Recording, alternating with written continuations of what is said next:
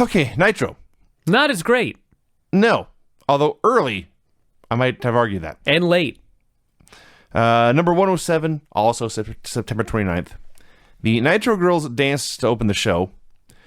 We got a Randy Savage, Dallas Page video package, which is good because this feud had kind of going off and on for a while. But as a reminder to the fans, these guys are going to wrestle the pay-per-view. And you will recall, several months ago, Randy Savage put his hands on Dallas Page's wife and spray painted her. That's a good reason to hate a guy forever. We then got Dallas Page versus Buff Bagwell.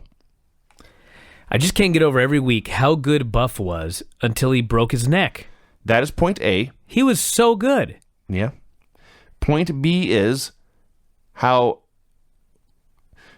over Page was. What a star he was in 1997. He kind of gets forgotten. Do you want to know why? Sure. Take everybody through what happened when this match was over. Will do. So they're doing this match. I will add also they had Raven sitting in the crowd and Stevie Richards sitting behind him this week. So they're doing this match. Now here's the story. This crowd thinks the Diamond Cutter is cool. They want to see Diamond Dallas Page hit it on this Bagwell fucker and pin him. And they tease it and don't deliver. And they tease it and don't deliver. And they tease it and don't deliver. And then the ref gets bumped. And they think, oh no, they're going to screw him now. And they go to screw him, but he hits a Diamond Cutter on Vincent. He hits a Diamond Cutter on Bagwell. The ref recovers and counts 3. All is right with the world. This was beautiful. Did he get beat up afterwards? He did not. Wow, you got to be kidding me. No. You know, as completely incompetent as WCW was, especially at the end, even they knew how to get over a babyface. Mm-hmm. As we'll see here and at the end of the show. He wins a lot. When he gets screwed, he does not whine or complain. He overcomes. And at the end, he gives the fans what they want. And then he leaves with them. It's a beautiful segment. And 2 more things to add. Talking about Raven.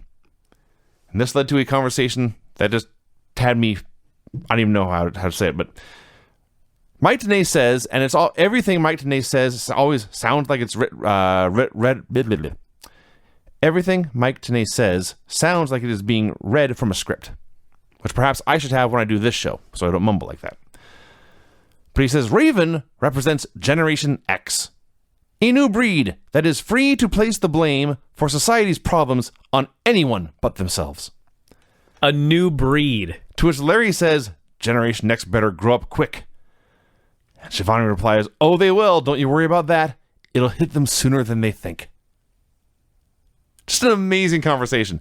So just so you know, everyone, nothing ever changes. Old people always think people younger than them are the worst generation they've ever seen.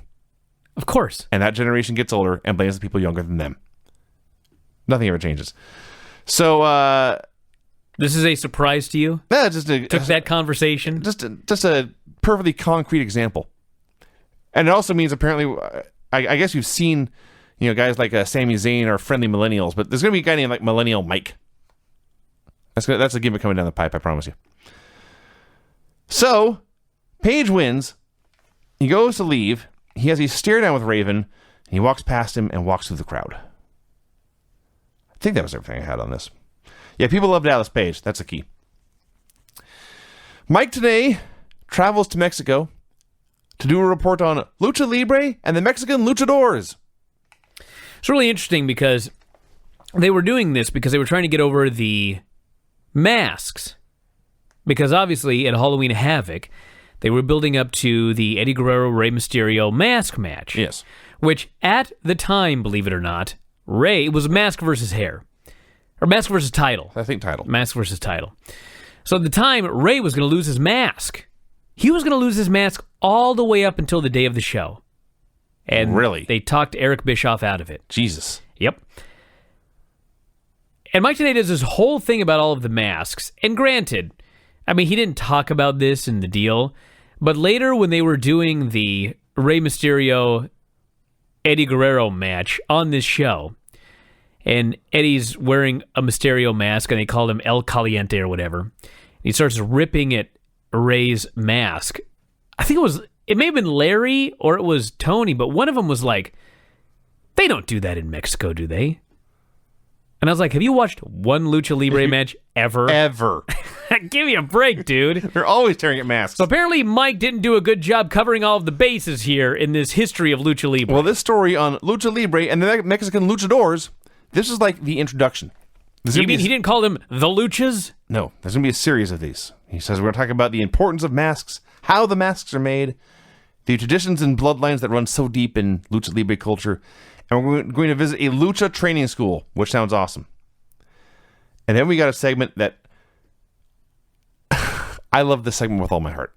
Loved it, loved it, loved it, loved it, loved it. I may have liked this more than anything on that Raw, and I love that Raw. Rey Mysterio Jr. comes out for a match.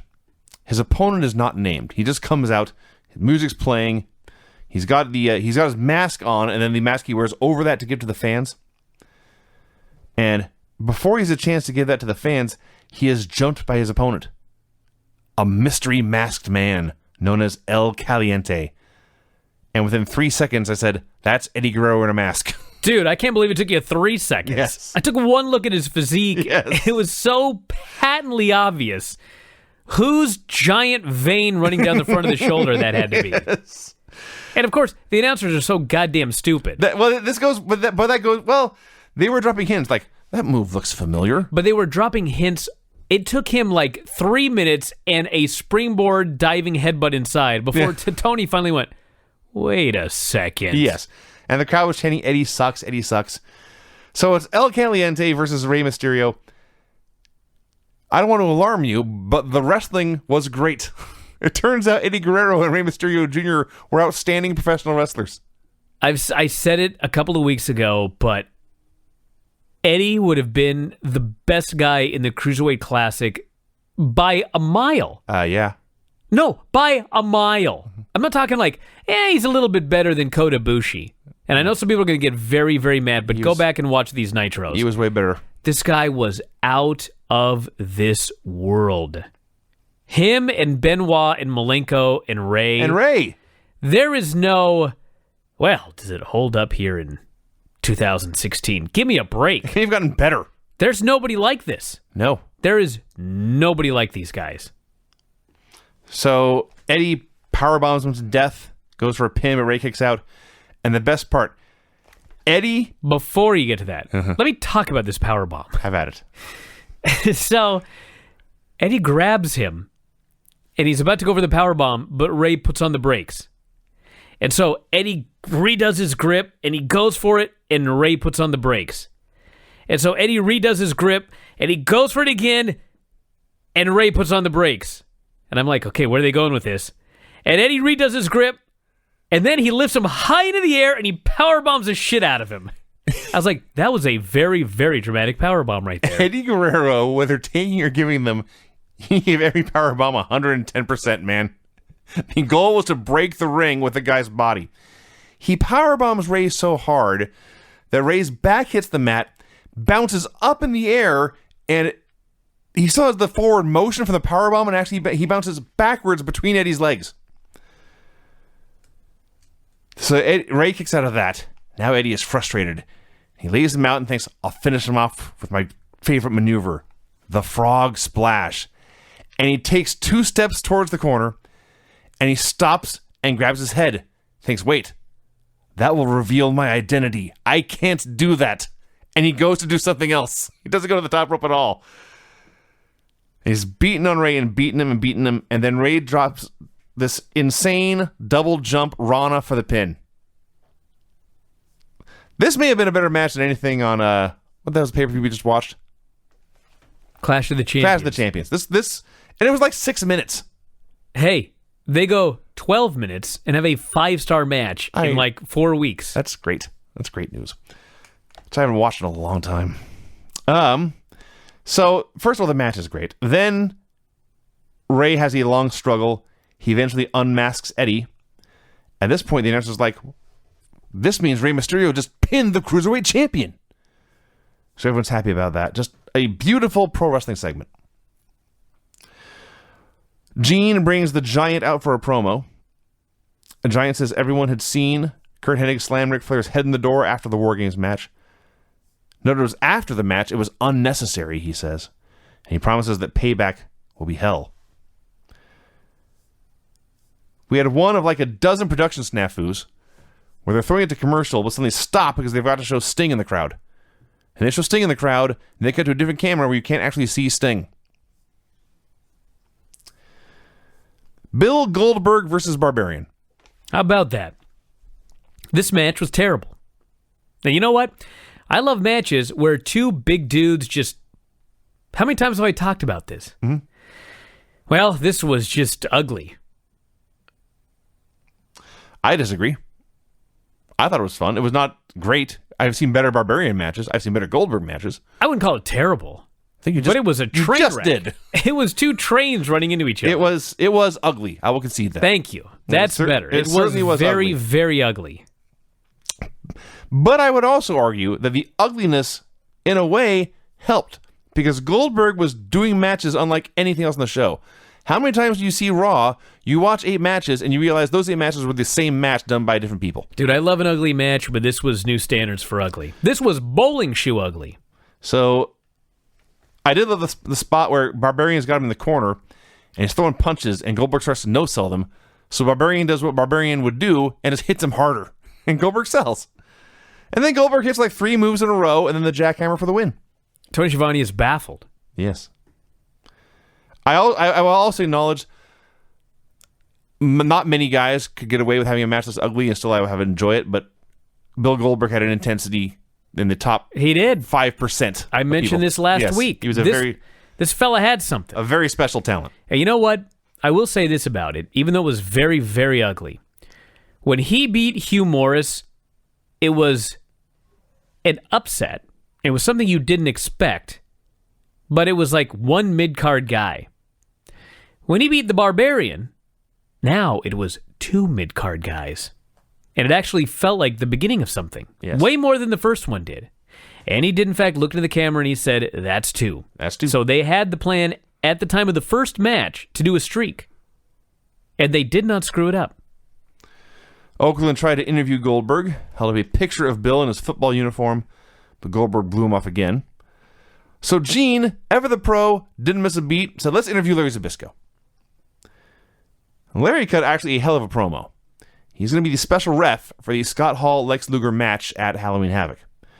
He says, I have been thinking of the worst thing I could do to Scott Hall. I put a lot of thought into this, and I've decided the worst thing I can do to Scott Hall is to be a fair and impartial referee. That way, when Lex Luger beats his ass, it'll be fair and square, and Hall will have no excuses. And you can't wait for this to happen. Larry was good at being Larry. Oh, it was a great promo. He was the living legend. Nitro Girls danced again. Schiavone talked about walking off the set last week. Said he regretted it in many ways. He promised that he would be hearing from Ric Flair live tonight with a major announcement concerning his career. Boy, did we ever. Mm-hmm. Juventud Guerrera versus Disco Inferno. It's kind of match you don't see nowadays. We've said this many times. You never know what you're going to get at Nitro. Yeah, that's what made it exciting. Now, this was not a train wreck. It was all right. Disco did a fine job keeping up with Juvi's lucha spots. Juvi hit all his spots, which certainly helps. And then when Disco cut him off, because he's a totally different wrestler with a totally different style, he just started stomping a mud hole in him. Contrasting styles are good. Zbyszko and Tenay are talking about Ricky Starr, which is awesome. And Alex Wright comes out on stage in electric yellow pants. And he's dancing while Disco is dancing in his orange bell bottoms in the ring. Disco tries a pin, but Alex puts Juvi's foot on the ropes. They tease a distraction finish. The match continued. Then Jacqueline's out there. She's arguing with Alex. She trips Juvi. Disco hits a gourdbuster and wins. This started out fun and turned into a completely overbooked mess. Well, they're trying to do something with Disco and Alex Wright and Jackie. And so that's what you're going to get. And a partridge in a when pear you have tree. Disco Inferno, Alex Wright, and Jacqueline. Yes. Randy Savage and Elizabeth came out for a promo. They had nothing to say. No. Jeff Jarrett versus Steve McMichael. Every time I see Steve McMichael, I'm more, I don't know if impressed is the right word, but he tried so hard. And he was not horrible. All the time. He did some bad things. He had here some and there. horrible nights. But you know what? He did his best. He always did his best. He always really tried. He wanted to be a good professional wrestler. So let's talk about poor Steve. All his friends are gone. Arn's retired. Flair's on the shelf. Benoit's been out of action. Wife's left him. I'm getting to that. Last week, he lost his belt. That bastard Kurt Hennig beat him for his U.S. title. And now the announcers let him know. Obviously, Deborah has been in Jarrett's corner for what seems like a year now. But Mike Tenay says Steve McMichael and Deborah have separated. Deborah has relocated to Georgia. True. And he said this in his voice that said, "This is not just pro wrestling bullshit. That man and his wife are separated, and here they are now having to perform together." Yeah. So poor Mongo's out here has lost all his friends, lost his belt, lost his woman. She's interfering all the time, pulling his hair. The match was pretty dull. For the finish, Deborah gets in Mongo's face. She slaps him here, slaps her separated from husband in real life. Jarrett nails from behind, gets the pin with a foot on the ropes. An enraged Mongo then stalks Deborah to the back as Shivani says there are tears in her eyes. This was terribly uncomfortable. Well, yeah. It's a harsh business. This business is a harsh lover. Mm-hmm. The announcers recap the show. Nitro girls danced. They showed Scott Hall beating up Mark Curtis last week. Hall and Six came out for a promo. They had nothing to say. He said literally nothing. They tried to throw it to commercial, but... Hold on. I got to talk about one thing they said, though. It's really beginning now. Hall is out there, and he says, "Are you here to see WCW, or are you here to see the NWO?" And the fans booed WCW. Yes. And it's only going to get worse. Yes. And they never figured out that when they put tickets on sale, it said WCW. The company was still named WCW. You were trying to sell WCW merchandise and tickets and pay-per-views, and you were training your audience to think that WCW sucked. Nobody reeled them in. No. So here was at least the second notable production snafu. As they come out and say nothing, they try to throw it to commercial, but Hall just keeps on talking. And the announcers are saying, "We're supposed to go to commercial now. We're just going to let him go? All right." So Hall explains that he's out there on crutches, but if he has to crawl to Las Vegas, he's going to take care of Luger at Halloween Havoc. Finally, they take a break. They come back, and it's Chris Jericho versus Six. Jericho's WWF theme played on Nitro will never not be funny. Having this good match, Jericho hits the Silver King dropkick. You know what this is like? It's like when they took the original Star Wars and they started putting stuff in from the prequels. Sorta. Yeah. It's just bizarre. Why is his Y2J music, which is based on the Y2K computer bug story from 1999, his music here in 1997? Why is the Lionheart concerned with breaking the walls down? Plus, it's just, we never heard that song on Nitro, so it's an unavoidable cognitive dissonance. Why not just take his old WCW music and keep playing it? Or any of 1,000 stock themes. Meanwhile, when the Road Warriors come out on the old NWA shows we watch, it is a generic stock theme, and we don't hear their perfectly fine WWF song. So Jericho goes with the Silver King dropkick, and Six decides, this would be a good time for me to stand here on the apron and take a belly bump to the floor. Ow. Jericho follows with a running dive, goes for a giant swing, and there's a reason he doesn't do that very often. He went for the Boston Crab, but Hall distracted him with the crutch, and Six hooks Jericho in the crossface chicken wing. The ref goes to check if it's a submission, but Hall hits the ring and intimidates the ref in the corner and bullies him to make sure the match continues. Finally, Larry Zbyszko comes out and breaks up the hold. Jericho disappears. Why did he want it to continue? He just wanted to torture Jericho. Okay, because I was watching it and I thought, you're preventing your man from winning via submission. Torture him afterwards. Yeah, well, there's a point there too, but they just wanted to break his arm. They're just dicks. He'll break his arm after he submits. Get the winner's purse. Then break his arm. So Take away his money and send him to the hospital. So here he hits the ring. He breaks up the chicken wing and has a stare down with both dudes. And finally, Luger comes out to stand by Larry's side, and the NWO fled from this fair fight. At least they did something heelish on this show after their babyface promo. Ric Flair called into the show. Dude, this guy had a lot to say. Yes, he did. I believe he was on the phone for an hour. And it was funny because Ric Flair is on the telephone. And he's cutting a better promo than anything I hear nowadays. Oh, yeah. And let me repeat this. He's on the telephone. He is on a telephone connection with severely limited bandwidth. I can feel the emotion in his voice. I can see the tears running down his cheek as he does his promo. And I'm sitting here going, Ric Flair on a telephone can cut a better promo than everybody in this business nowadays. Yeah. And I'm just in awe, and then I'm still in awe, and then I'm thinking, why are you still talking? And then he talked for like another 5 minutes. This did not need to go this long. He overshot his target. So he says he has watched War Games, he's watched Nitro. He wants to thank Kurt Hennig for giving him the wake-up call he needed. He said he got beat up by 5 guys because he let his guard down. And the Ric Flair 5 years ago would have taken Hennig out a week before War Games. A week from now, he said, the stitches are coming out. And then I'll be coming back to take care of Hennig as soon as I can. Stitch has been in there a long time. Holy smokes. That's quite a contusion. Okay. He said watching Hennig pass Flair's rope to Hogan was like driving an NWO truck through his house. Said he'd wrestled Hogan many times, drawn huge gates, he was sure to mention. Thought it was funny when he talked about the NWO truck driving through his house, and then I thought, I bet the NWO did have a truck. They did. The Giant had it. Yeah. Oh, wait, no. We had a truck. No, there was an NWO monster truck. There was an NWO monster truck, right? Yeah. So, he says, Hogan, you are not worthy to wear that robe.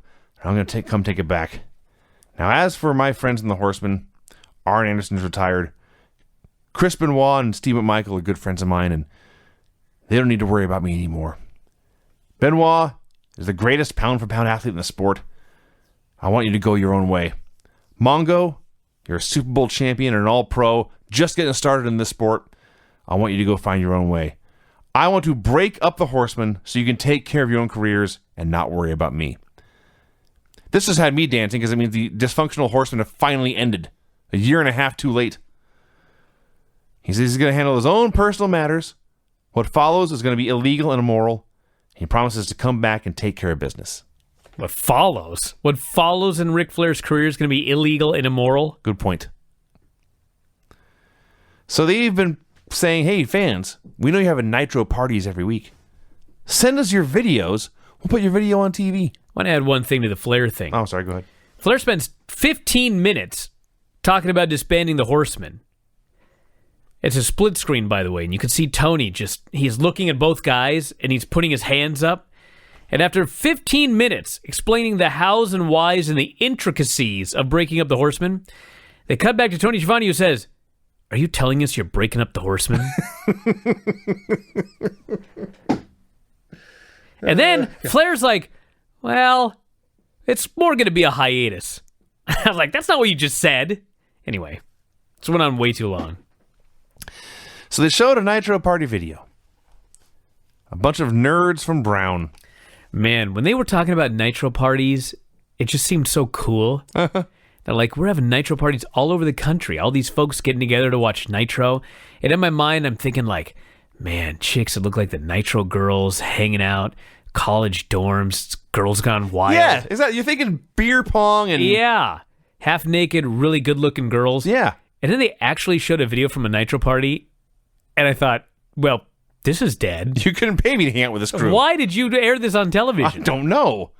It's a bunch of nerds, way too many nerds, in a way too small room, watching a tube TV, and they had, like, punch and candy. It looks so lame.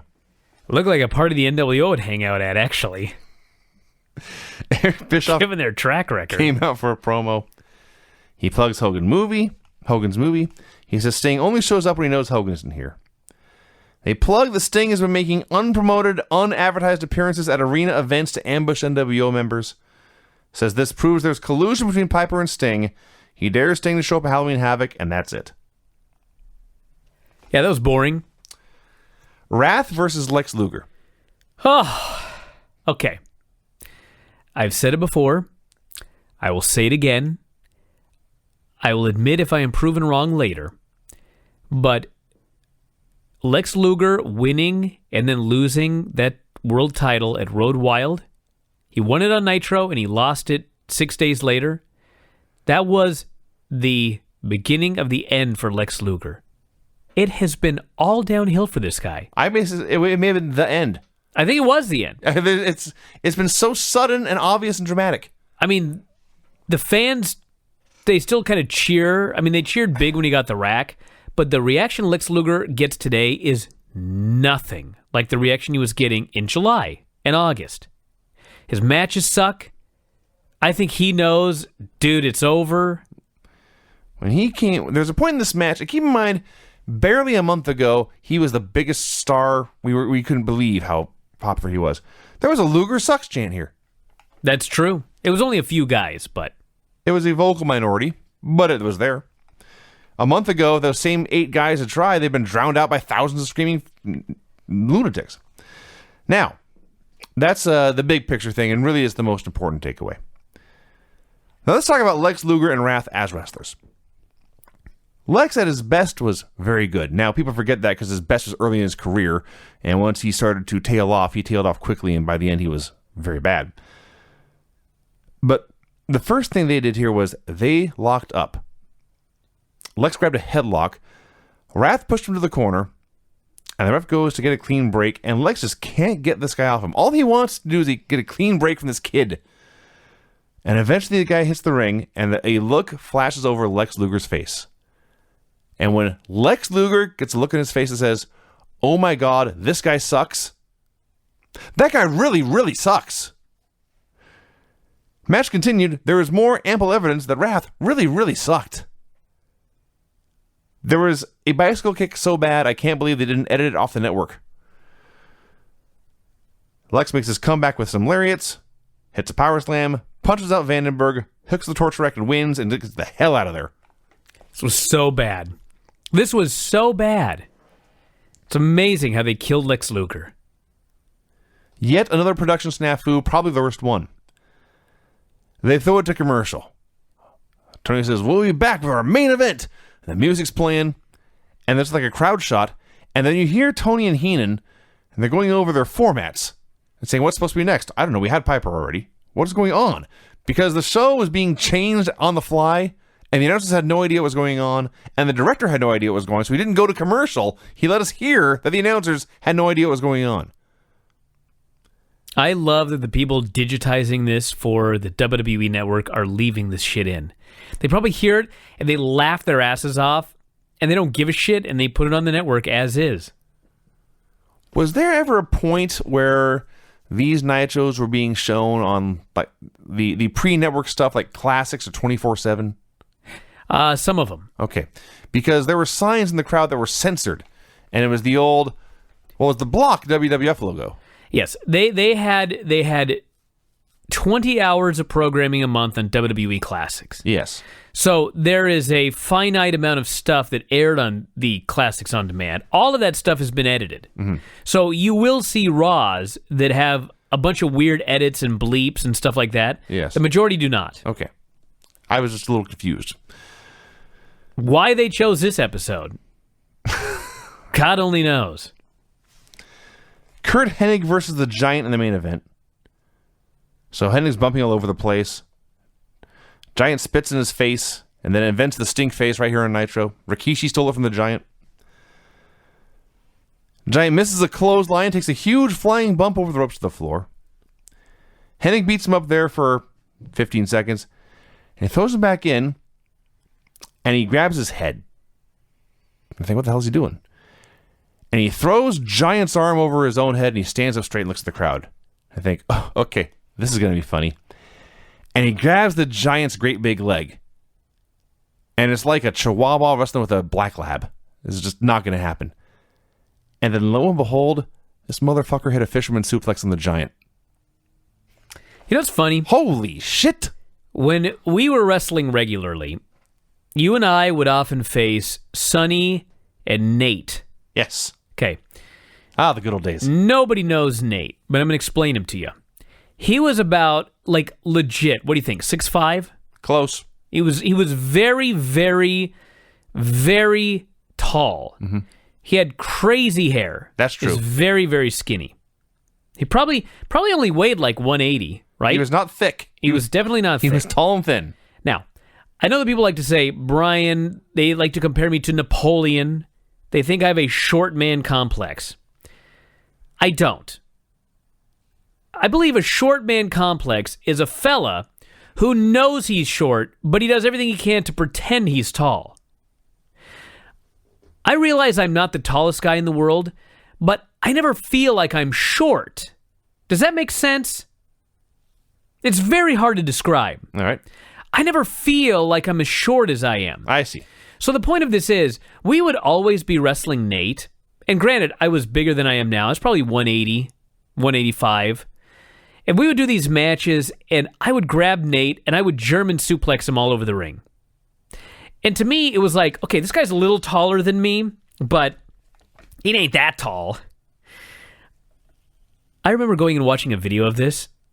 I was so embarrassed when I saw the video of me German suplexing Nate. Because when I saw it on video, I was like, this is like so fake. This is so fake that I'm German suplexing this giant fella here. He was so much bigger than it seemed like he was to me. That's what this was like. When I watched this, I was like, I bet Kurt Hennig's thinking, you're a big guy, but I know I can get you up. Just, go up for me and whatever. I'm sure he didn't film it and then look at it, but I'll bet you anything Kurt Hennig went backstage and watched it and just thought, what the fuck was that? That was ridiculous. I bet everybody thought that. It was kind of cool looking, but it was so preposterous. This guy doing the fisherman suplex on the Giant. It was still impressive, though. That was impressive. That's the thing. It was impressive when I German Nate. I mean, but yes, had Giant dead weighted him, I don't think Kurt Hennig could have suplexed him here. No, Giant had his hand on the guy. He was posting up. On the guy. He jumped and everything like that. It was impressive. Don't get me wrong, but it was ridiculous. Yeah. So Giant kicked out. Hennig was bewildered. He goes to intimidate the ref. Giant then does a rope-assisted kip-up. And then a big Giant chokeslam. And then the NWO teamers hit the ring for the DQ. So this fight's going on. There's like 8 dudes in there, and they're all stomping down the Giant. And then who should come walking down the aisle but the Stinger? And he comes out, place is cheering, they're going crazy. And he's got his trench coat on, and he's wielding a baseball bat. So he gets into the ring, and the NWO bails and says, no, dude, you have a ball bat. We're not going to fight you with a weapon. So Sting says, all right. And he holds the bat over the ropes, and he drops it to the floor. He says, come get some. And they hit the ring, and Sting whips their asses. And I'm not sure these people aren't still cheering 19 years later to this day. It was so crazy. Madness. And I watched it, and I thought, I can see a guy like Dean Ambrose coming out with a weapon and clearing the ring of the heels. But the point is, he'd still use the weapon. Sting came out, and he had a weapon. And the heels refused to get into the ring because he had a weapon. This babyface drops his weapon. The heels are so cowardly that now all 8 of them get in the ring to beat up this one unarmed man, and he beat their asses. And it was funny. I was watching it thinking, this guy hasn't worked in a year or close to a year. Mm-hmm. He had to be so exhausted. Probably. Because my God, was he working his ass off when he beat the hell out of these guys. In a big, heavy trench coat. Oh, yeah. He was going crazy. And I thought, this guy, he's going to be regretting this in the morning. He's going to need oxygen when he gets to the back. But man, this guy pulled it off. The place just went absolutely crazy for this. It was so great. Again, sure is easy to get a babyface over when you do the obvious psychological shit of beating up a bunch of dudes single-handedly without a weapon. God, it was great. He beat them, and he beat them, and he beat them. The show ended, he was still beating them. And you know what? They still have 3 months left until Starrcade. That's right. And they didn't pull the trigger early.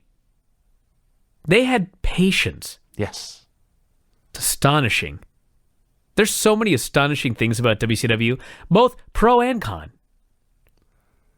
So that's our show. It's our show, everybody. Thursday, we shall return with the Brian and Vinny and Granny show. Craig will be back next week. And tomorrow, it is Figure 4 Daily, Filthy 4 Daily, where we will, in fact, be kicking off the Overweight Classic.